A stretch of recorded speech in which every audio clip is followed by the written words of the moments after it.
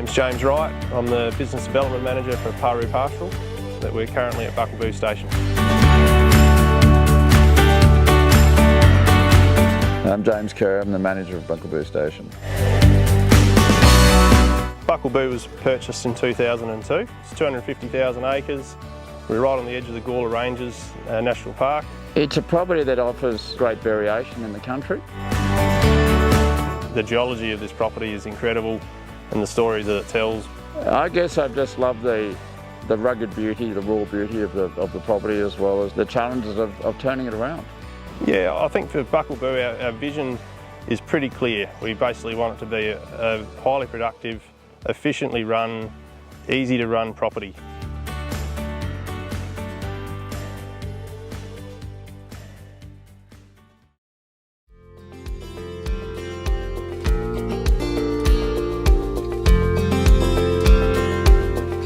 Come from a Damara base when the property was first purchased, and we've taken that through to a full Dorper line.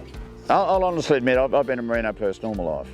Started in the merino studs and the riverina. So when I came out to South Australia in the pastoral land and tackled Dorpers for the first time in my life, it was a steep learning curve. But I now admire them as an animal.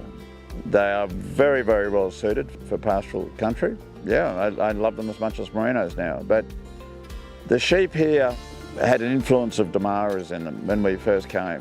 So immediately we decided to get the Damara influence out of the sheep. We've been classing quite heavily. We've had people come in and class our flock for us. We've been using some quality white Dorper rams.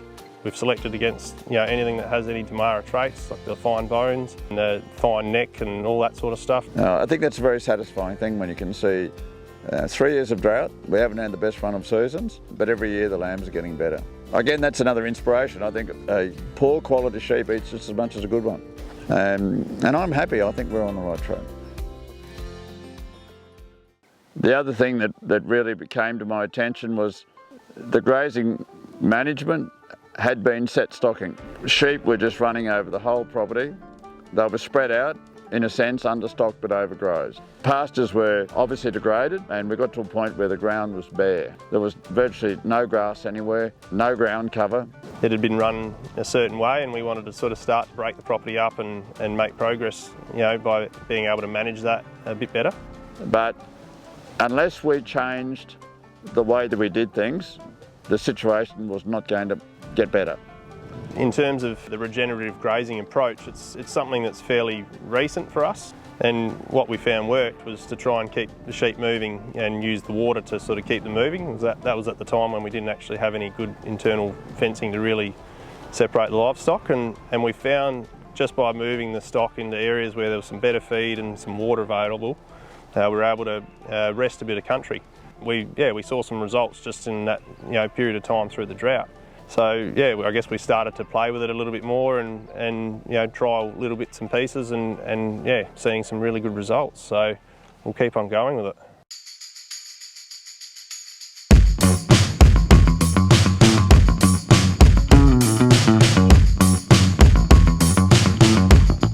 I guess the first change was drawing up a detailed business plan. I assessed the property, I looked at it, spent some time, drove around, looked at what I felt were the important issues, wrote a plan, prioritised what was important. The owners of the company agreed that we're on the same page. The initial plan I thought would have taken about 5 years to do, but we knocked it over in about 2.5 years. What we decided then was to take the plan to the next level. We were very fortunate to be part of the Landscapes SA, the Arid Land Initiative, which was property management planning. It was fantastic for us, and one of the activities involved fine-tuning our plan with a rangelands management ecologist. And that was Richard Marver, who's from Western Australia. In my view, the plan that they've developed is a crucial first step to undertaking any of the sort of works that they're looking at. It allows them to discuss their ideas and strategies with someone who's been through these sort of processes before and experts with various skills and experiences in those areas. It also allowed them to collate their ideas and make sure that they were all going to be pushing in the same direction on the landscape. Planning on Buckleboo involved grazing management, erosion control, weeds and feral animal control.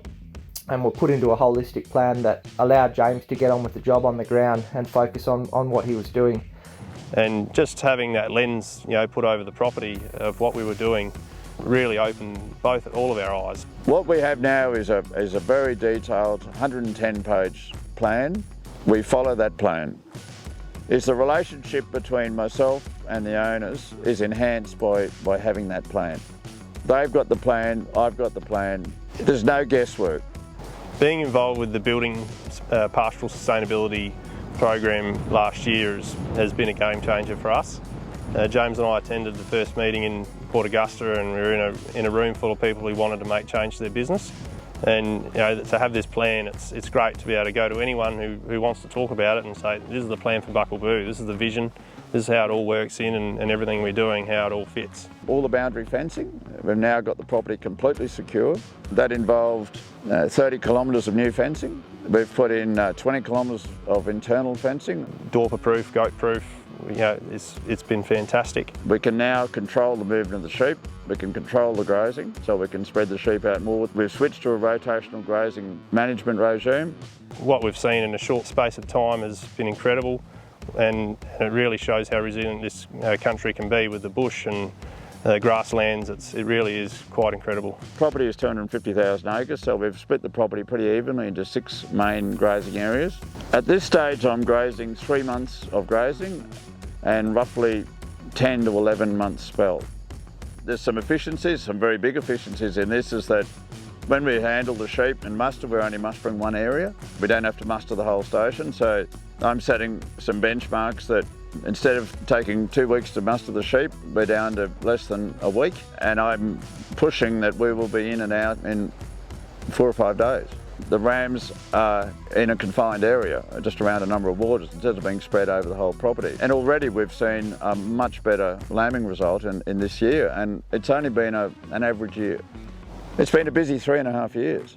Making major change to your grazing management is a big commitment. Financial commitment to put in better infrastructure, better fences, better stockyards, bigger stockyards, and we're fully committed to it.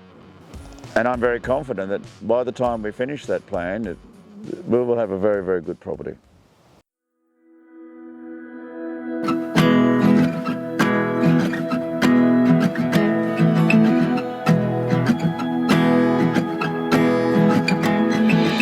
Trap yards were something that we introduced to this property very early on. We could see that this area didn't have a heap of water laying around, and anywhere we had water we were able to congregate the stock very quickly. So trap yards were going in right back in the early days, and it really is a huge time saver. It's very efficient and very effective at the right time. We have about 35 dams on the property for surface water. They all have excellent catchments. Incredibly, in the last 3.5 years, most of them have been dry. The reality is we needed to find a secure source of good deep bore water. Every time you have a prolonged drought, water is the issue, because a surface dam, you can't move it. It was very hard to find that perfect bore that had very good volume and very good quality. I engaged Gawler, a water mapping specialist, and a man who's spent over 40 years as a research scientist finding water in some of the harshest countries around the world. These maps comprise airborne geophysical data, including the magnetics, gravity data, and the radiometric or gamma ray data, which enables him to increase the probability of finding deep underground water. When we did the mapping, what I found very interesting is that in all the years Buckleboo's been around, the sites that we identified were nowhere near previous bores that had been put on the property. And I'm talking 15 or 20 kilometres from the closest bore. We chose 2 holes to drill, one of them being in an ancient volcano, in the crater of an ancient volcano. At this point, we hit a good supply of water at 245. Rob is predicting that at 320 metres we should have 200,000 litres of very good quality water. For technical reasons, when we had the rig, we just had to pull out. We had too many problems around the surface casing, so we're just waiting for the rig to come back and complete that job. The water is good stock water, and we may indeed start using it if required before the drilling rig comes back. But there was enough pressure to push it up 15 metres from the surface. So we're excited about it, and it looks like we have actually found that supply of water that will provide us with water security. All this work that we're doing, the reason that we wanted water security, the reason we're changing our grazing management is that we will be ready for the next drought. The whole of our planning and the whole of our thinking is about being ready and being drought resilient. So George Dryden, he's been working with us the last 18 months, and he put a soil moisture probe out at the back of the property as a bit of a trial. Funny place to put it, out here in the middle of the pastoral zones of South Australia. This probe here has been in here for 18 months, and it monitors soil moisture every 10 centimetres down to 60 centimetres. So every 10 centimetres it's got a ring, and that ring sends a frequency into the soil and then reads back on another sensor, and from that we can tell how much moisture is in the soil. These are all reading around 45, 50. That's pretty wet. And it's been amazing what that can actually tell you about the country. And you walk around and you think, oh, there's not much moisture, but what it's telling us is we've got almost a full moisture profile, and we can, if we've got plants there and we can let them have a rest, that those plants will continue to grow.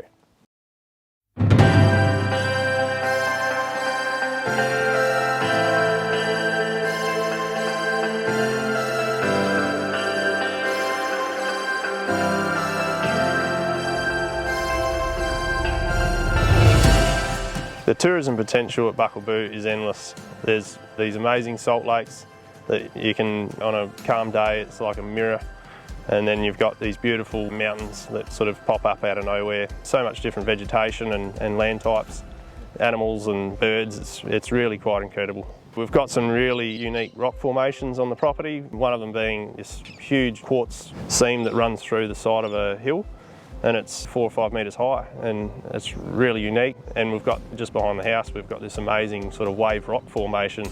You know, I guess starting from some basics, it'd be getting people out here and getting them to explore the property and get some feedback on what they love and what we could do better. And something as basic as having some powered sites or unpowered sites where people could pull up a caravan, use the amenities, go for a drive around the property themselves, a bit of a drive your own full drive trip. It's really lovely just driving around, there's so much to see. Over the next 5 years, I think with the feed that we're starting to see coming up now, and in terms of the resilience to the seasonal conditions, you know, we won't have to do anything too radical, I don't think. And it's really hard to see how that whole sort of regime could fail. We now have a body of feed on the property which is remarkable, considering we're well below our long-term average in rainfall. We'd love to get up to that sort of 6,000 to 7,000 breeding ewes. You know, that's sort of where the pastoral board sees this property as being the ideal, you know, number of sheep, and tend to sort of think that's probably about right. Working on this property has been a lot of trial and error. You know, we've had some real wins with the telemetry. You know, we just can't believe we didn't do that 10 years ago. Instead of driving out every day and just driving around the waters, I have an assessment of water levels in all the tanks. It means that I've been able to be more productive in the summer months, get a lot more work done. The amount of diesel and time that would have saved us is incredible. There isn't a set recipe for how you develop a station, and every station is very different. So, yeah, I think the only advice I could offer is, you know, just try something, see if it works. If it works, you know, roll it out. Looking at a Wi-Fi system so we can possibly put cameras on our tanks. Which is going to be a huge safety consideration for us. We've got, you know, very little phone reception, and we've got a lot of black spots with our UHF system. It's all about efficiency, and I guess that is the inspiration. I'm not getting any younger. I want to be able to set the property up so it gets easier. I'm sure they're motivating things that we should all aspire to. You know, we'd love to have people come and visit and see what we're doing here and take home what they can, and if they can take one thing back from a property visit with us, you know, we'd love them to do it.